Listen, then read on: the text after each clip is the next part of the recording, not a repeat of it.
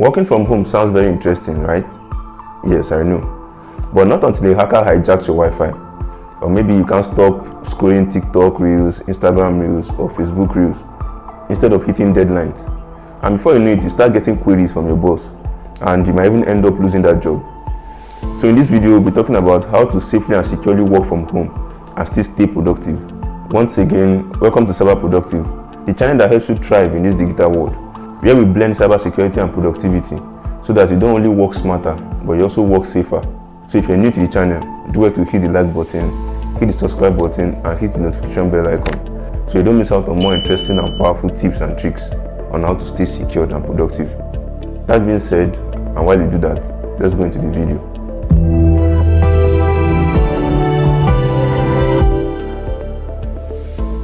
So remote work could be two things. It could be either freedom or vulnerability. Like I always say, if you think you are safe, you need to think again. First, let's start with the security risk of remote work. Now, let's be real. Your home is not a fortress where you can feel less concerned or less careful or feeling carefree of whatever you do. Because working from home can expose you to so many cyber threats that offices have already blocked. And so many remote workers lack the knowledge to keep themselves safe and secured while working from home. Now, let's break some of these weaknesses down so you understand what I mean. First is that you working from home, you are using your own personal router, right? Or your own personal Wi-Fi. In most cases, you might be carefree of the kind of password you use because you might possibly use a weak password. And the problem of using a weak password is that it can be cracked. When talking about using a weak Wi-Fi password, this is a big security mistake most people working from home make. Why? Because sometimes they use the default password that comes with their Wi-Fi device, or maybe they might try to set up a new password but use a very weak password, or because they don't want to forget it. That's a big security mistake because for a hacker, that is a jackpot, and they always love remote workers for that. So number two is shared device. And when you work from home, you sometimes feel like you have that liberty to do whatever you want.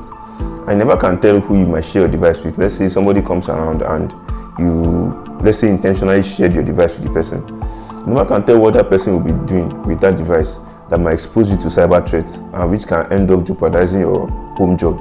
Number three is no firewall or VPN. That is, not using firewall or VPN. Most remote workers don't have this security instinct to use a firewall or a VPN. So what does a firewall do? Actually, a firewall helps you control your inbound and outbound traffic.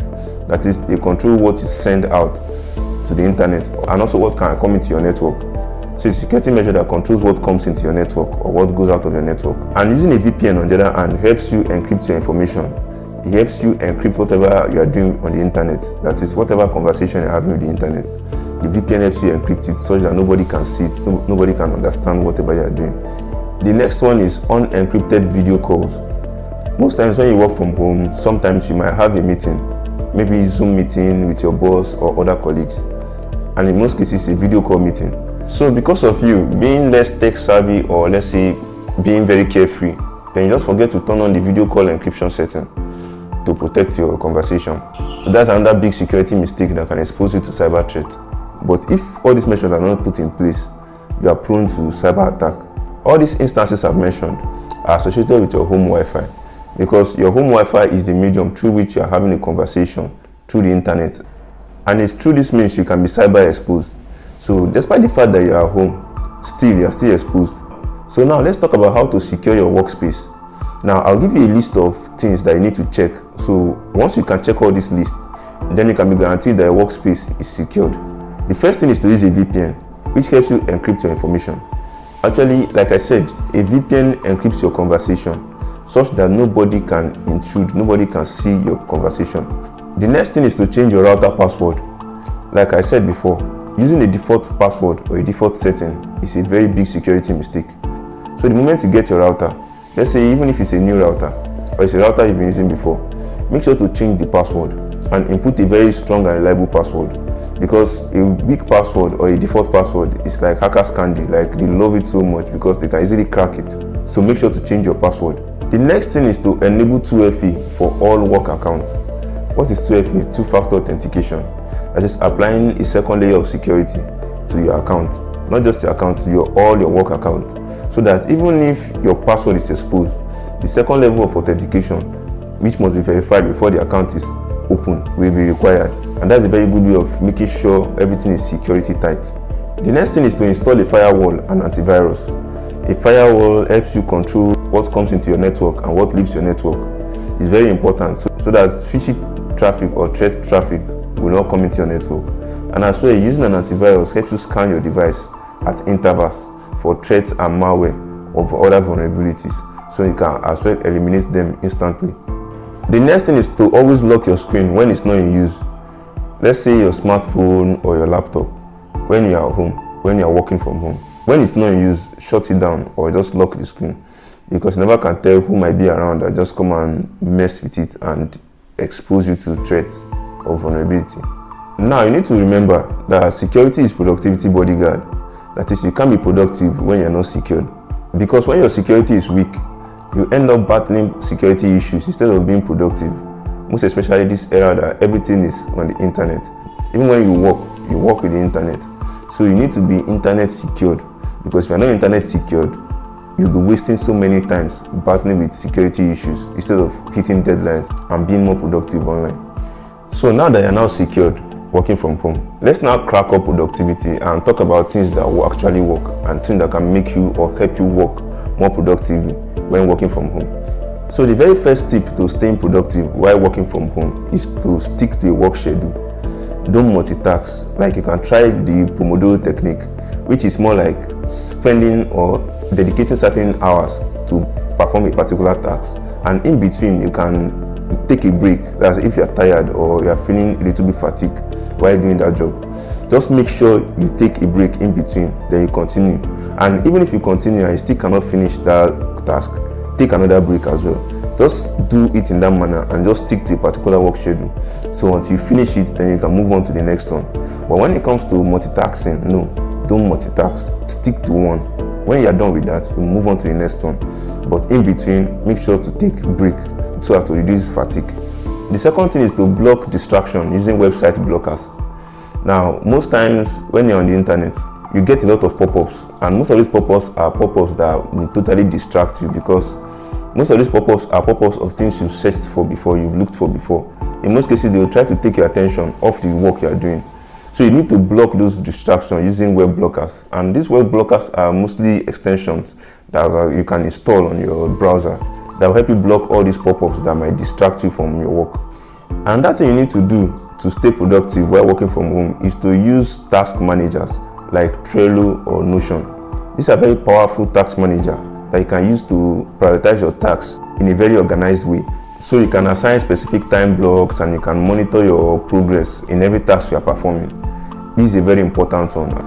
Another thing you need to do is to separate work and personal device when possible. That is, when you are working, make sure to separate other devices that will distract you in whatever way. It could be your smartphone that would want to be distracting you when you are working, when you are supposed to be hitting deadlines. So you need to separate it, like take it away off your site, or just look for another way to put them away. And sometimes it might be like a gaming console trying to, trick you into shifting your attention to it or something like that. So you just need to separate personal devices from work. Productivity isn't about working more, because most times when you work more, you get stressed, you get fatigued, you get drained health-wise. But rather, it's about working smarter without sacrificing your peace of mind. So you need to own your time. Don't let it own you. Now, let's talk about tools that can help you supercharge your remote work. Remember, you don't need to do it all alone. You need some tools to do that for you. And most of these tools are free. So take them one after the other so you can pick the one that best suits your need and start applying them immediately. The first tool on my list is Crisp. Actually, it helps remove background noise from calls. When you're working from home, you never can tell the kind of background noise you have. Yet you still want to be professional when making calls. Let's say making calls with your boss or making calls with your other colleagues. You definitely need to sound professional, like you're working right from the office. So Crisp helps you remove any form of background noise, so to make your call crystal clear and audible. The second tool here is Grammarly. Actually, it's a very common one for clean and professional writing. Sometimes you might want to send a memorandum to your other colleagues, or you might want to draft a short note to your boss or to any of your work colleagues.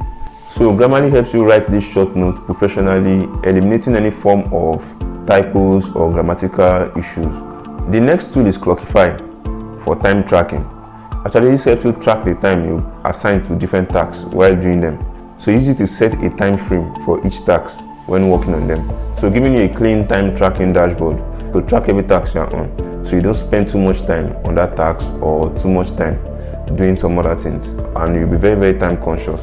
The next tool is to use Zoom or Google Meet, but make sure encryption is enabled. So the encryption will help encrypt your conversation whenever you're on a Zoom meeting or whenever you're talking to your other work colleagues or your boss. All these tools are free, so you can just go ahead and start trying them out now. And remember, tools don't replace you, they only power you. That is, they give you more power, more flexibility to do things faster and even more accurately. Now let's talk about how you can stay safe from work from home scam. But let me bring this to your notice. Cyber criminals love remote workers. Why? Because they know they are less tech savvy, and they know they can be very comfortable to the extent that they can be careless with their security, and they can also feel free, so much free that they can easily get distracted, and that's how they can become their victim, and that's why they love them so much. And this is solely because they know they can easily fall for fishy emails and even apply to fake job offers. Now let's talk about some of the red flags that anytime you notice them, you should automatically know that they are scam, and you need to run as fast as you can away from them. Number one is unsolicited email with attachment. Sometimes you're just working on a laptop, all of a sudden you get an email. You check the sender of the email, you don't know the sender of the email, and the email comes with an attachment. And you just feel like, oh, this might be from one of your colleagues. That's just the feeling you're having. And you just go ahead and click on that email. That is a red flag. That is a red flag. Because that email you just click will expose your network, will expose your personal information, and might expose your company's information since you're working from home. That single click on that email is a very bad move. So anytime you come across such unsolicited email, it's better you don't even click them at all and do your own personal research or verification before you even go ahead and click them. So that's the very first one. And the second red flag is job offer that asks you for payment. Most of these job offers are very juicy and interesting job offers, and they want to trick you into making a payment ahead before you can get the job. That's a big red flag, because nobody will want to offer you a job and ask you to pay upfront and you think it's legit. No, it's not. That is a trick that you really need to stay away from. The third one is fake IT support calls. Like, take for instance, you are using a particular device from a particular service provider, let's say a laptop, and you might receive a call from that particular brand telling you your laptop is having so issue and you need to update it, and for you to update it you need to subscribe to a particular package, and that package will help update your device or whatever. Or let's say your service provider might say, oh, there's a particular software you're using and you need to upgrade that software, and to upgrade that software you need to pay a particular amount or install a particular update. Don't do that. That's a trick to expose you to cyber threats. In this case, you are most likely to be scammed in two ways. One is the payment you make for the particular software to upgrade the software. Then secondly is the installation, because the moment you install that particular attachment or that particular update, you might be introducing viruses or malware into your system or your network. That's a big vulnerability, and that's how your system will be exploited. That's a big mistake, which is very dangerous. So whenever you come across any of all these scenarios, it is better you stay away from them. Like, pretend like you didn't see any of them and just move away from that situation. So in the case of an email, you need to hover over the link that was sent to you and be sure it's a proper URL, and do your own personal research to verify that it's coming from a legit source. And do not download unknown files, be it an update or whatsoever. As long as you don't know anything about that file, don't download it. Then verify every offer or support calls before proceeding with them, because working remotely don't mean you should be reckless. So you should be very careful with every step you are taking. We all know that working from home is the new norm, but it shouldn't cost you your data, that is your personal information, and it shouldn't cost you your focus. So thank you for staying to the end of the video.